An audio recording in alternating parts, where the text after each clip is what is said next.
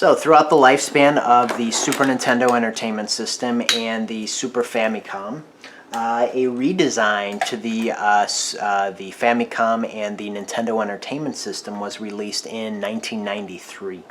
So we're going to be taking a look at those next.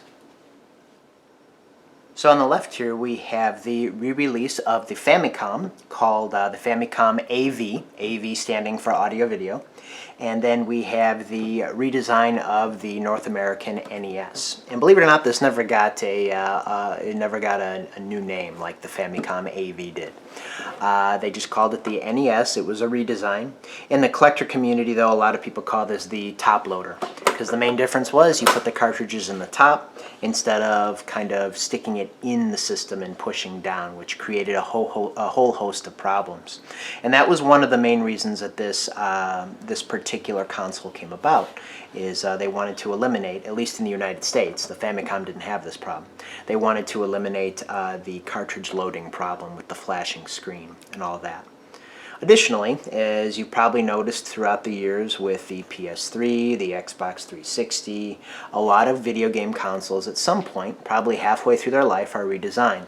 And that's so that manufacturers can make them at a cheaper cost and hopefully pass those savings down to the consumer. But something else came out of the re-release of the Famicom AV and the NES 2, or the top loader. And that is a difference in the video output. It was an improvement for the Famicom AV, and it was a big step backwards for the re-release of the Nintendo Entertainment System. You'll notice that the Nintendo Entertainment System, the re-release, is only capable of outputting an RF video signal, which is a big downgrade from the Nintendo Entertainment System that could output RF and composite video. But you'll probably remember that the Japanese Famicom could only output RF. Now this redesigned Famicom AV can only output composite video along with the stereo audio. So this is pretty much, in my opinion, the definitive way to play the Famicom. It does have a couple limitations, but for the most part it retains all its functionality. It can interface with the disk system through the cartridge slot. It can interface with peripherals such as the beam gun or the zapper through the EXT port on the side. So these particular systems use all of the, or actually not all of, they use either the RF or the composite video signal that I've discussed previously. But you'll want to keep that in mind, noting that there are some limitations as to what type of video out you're going to be able to use if you choose to play on these redesigned Famicom and NES consoles. Speaking of redesigns, the Super Famicom and the Super Nintendo Entertainment System were also re-released, I believe around 1997. And if we compare the two, you'll note that RF is gone. Neither of these systems can output an RF video signal, which in 1997 was probably the way to go. The only thing that you can use with this particular system is Nintendo's proprietary multi-stereo AV cable. But there's a limitation to that, believe it or not. I already showed you two versions of this cable. There is in my opinion, the superior one with S-video and stereo audio. And then there is the standard one with composite video and stereo audio. Now, while these plugs or connectors are identical, they're exactly the same, for whatever reason, be it cost cutting or something else that I can't even fathom, Nintendo never connected the S-video signal lead on the circuit board in these re-releases of the Super Famicom and the Super Nintendo Entertainment System. So although the connector will fit, you're never going to get an S-video signal out of either of these two systems. Now, I have seen some videos on YouTube from other collectors demonstrating that there's a very easy mod that you can do just by connecting two traces on the circuit board inside these machines that will complete the S-video signal, and then you can use this cable and get the better video signal. But as I told you, I'm not a fan of doing mods. I like to use the original Nintendo hardware as it was intended. So we're going to be moving on from the Super Famicom and the Super Nintendo Entertainment System to the N64. So this is the N64, and for simplicity's sake I have only my NTSC US version, because after the Super Famicom the physical design of Nintendo consoles was consistent throughout all the regions. So there's really no need to show you the Japanese version, because it's the same. And you could get the same video output options on both the US, the Japanese, and the European N64. You had only one option this time, which was multi-out, because in 1996 composite video was becoming the norm. You no longer needed to worry about RF. So when Nintendo packaged with the system, at least in the United States, again I believe in Japan you had to buy this separately, and this is the package that you would buy to do so, you could use the stereo AV cable with the composite video. Unlike the redesigned Super Famicom and the Super Nintendo Entertainment System, the S-Video signal was connected, and you could also use the S-Video cable to get the higher quality video signal. However, much like 1985 was for the Nintendo Entertainment System a transitional period in video technology, 1996 was kind of a transitional period too. They weren't packaging the RF adapter with the N64 anymore because it was quickly falling out of favor. People weren't using it anymore because newer TVs were coming with composite video for sure, and either mono or possibly stereo audio. So in order to save money, I'm sure, because this was an expensive system as it was, you didn't even get a game with it for $200. They only gave you one pack-in way to connect the system to your TV. Now those people who were using an older TV with the N64, they were faced with an additional purchase that needed to be made. And if I remember correctly, on the back of the N64 box, there was a big kind of disclaimer saying you need to be sure that you're going to be able to connect this to your TV. If the back of your TV looks like this, then you buy this. If the back of your TV looks like this, then you're set. You don't need to buy anything else because it already comes with it. For those people who did not have a composite video input on their TV, Nintendo released this product. This is the RF switch modulator for the Nintendo 64.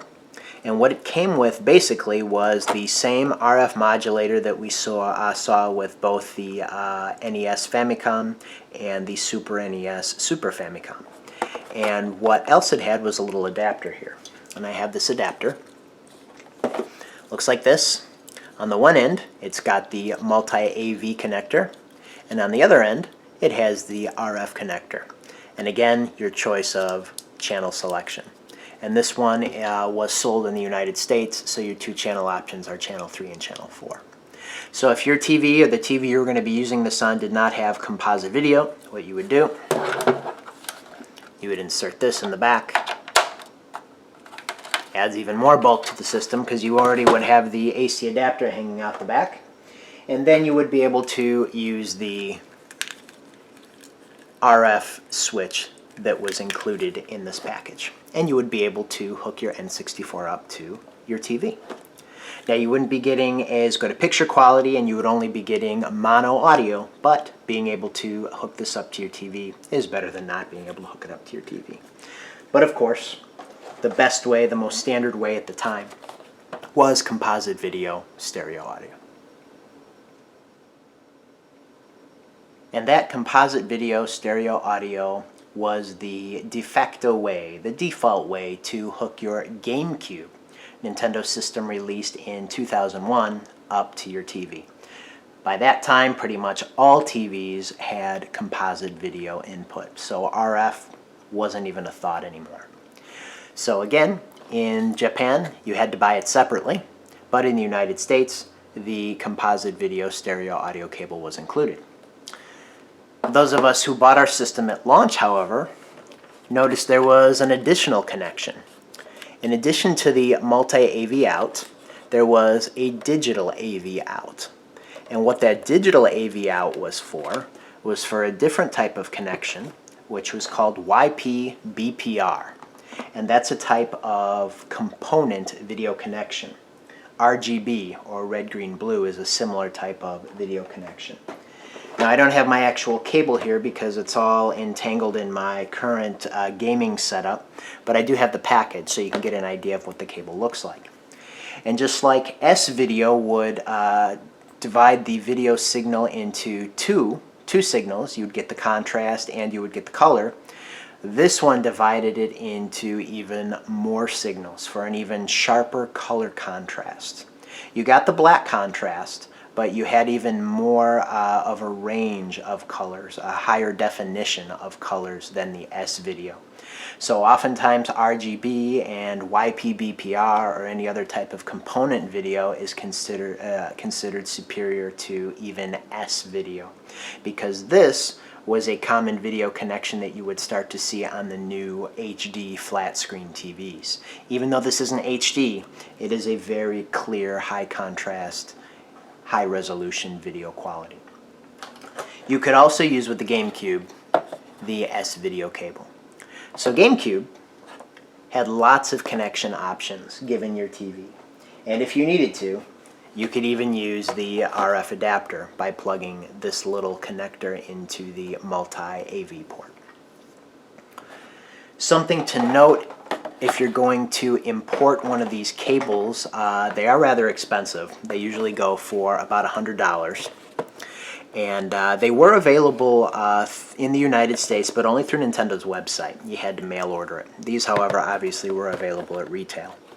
But you won't be able to use just this cable if you want to get the best video signal out of your Gamecube, because it's just a video cable. What you're going to have to do is plug that cable into the digital video out, and then you're going to have to take your stereo composite video cable to use as the audio. So you're going to have two cables running out of this thing. I have my S-Video cable here. So you plug this into the multi-out. You're going to use the red and white for stereo audio, and then you're going to use the big clunky component video cable here, YP-BPR, for the video signal. So you will need to use two rather big cables to get the best picture and sound quality out of the Gamecube. But it's definitely possible. And with the advent of the Wii, which didn't have very superior graphical or audio capabilities to the Gamecube, they did finally combine the component video cable with audio video cables, because by that time, 2006, when the Wii released, HD and for sure component or YP-BPR video were more popular. And that's what we'll take a look at next. Alright, so here we have my red Japanese Wii. And again, for simplicity's sake, that's the only one I'm going to take out, because you know what? The US NTSC Wii has the exact same physical form. So if we take a look at the back of the Wii, we all know it's not HD. A lot of us think it should have been, but Nintendo is where they are today because, in part because the Wii was not HD. So this is the AV multi-out, and this is the first system to break with the connector that they had been using since the Super Nintendo, the Super Famicom. This connector will not work with the Wii, unfortunately. As you can see, it's very different. These just will not fit. Instead, what Nintendo did was package with every Wii system, and including the Japanese Wii. Once the Wii came out, Nintendo started giving the AV cables again, probably because, well, you couldn't use the older one that you may have had for your N64 or your Super Famicom. Nintendo included, even though I have it in an external box here, this isn't the box that this is intended for, this is the composite video stereo audio cable that was included with every Wii system. And you can see that it has the connector that is indeed compatible and very different from this older one for older Nintendo systems. So this was the standard way to get video and audio out of your Wii. Composite video where the whole signal's combined, not the best video quality, especially if you're going to be using an LCD flat screen. You definitely noticed that the video was not on par. If you wanted to have a better video quality, what you would do, and you could actually do this in the United States now, this was available at retail, you could buy this package here. This is the component video cable package. At the moment it just happens to have my old cable in it because I don't use this. And again, it's a YPBPR type of component video cable. And this time, unlike the Gamecube one, it also has the audio. And the audio is distinguished with this little black band that goes around the two audio leads, and it's printed with audio on it. But these other three are just for the video signal, and these are what you would plug into your flat screen TV to get the higher resolution video signal out of your Wii system. Oh, the Wii Mini. Why, Nintendo? Why? I seriously thought about not mentioning the Wii Mini, but as far as the video out goes, there is something to note about it. Wii is a fantastic system. There are a lot of great games to play on it. You do not want the Wii Mini to be your main Wii gaming console, for reasons I've already gone over in another video, but I'll elaborate on the video out in this particular video. The Wii Mini shares the same AV out connector as the original Wii. The difference is, much like the redesign of the Super Famicom and the Super Nintendo Entertainment System, for whatever reason, the internal workings of this are not configured so that it can handle the component video out. So even though the connector's the same, this is the connector for my Wii component video cable, it will fit, but you're not going to get any video output to your TV. I guess as part of a cost-saving measure, Nintendo relegated this system for use only with the original composite video stereo cable that it came with, which is unfortunate because while the Wii Mini is smaller and more convenient in that aspect, if you're hooking this up to an LCD TV, which a lot of people do disagree with, they think if you're not using HDMI you shouldn't even be hooking it up to an LCD TV, and I do understand that point of view. You should at least be using YPBPR or some form of component video, and this does not provide that. So see you later, Wii Mini. Stick with the original Wii.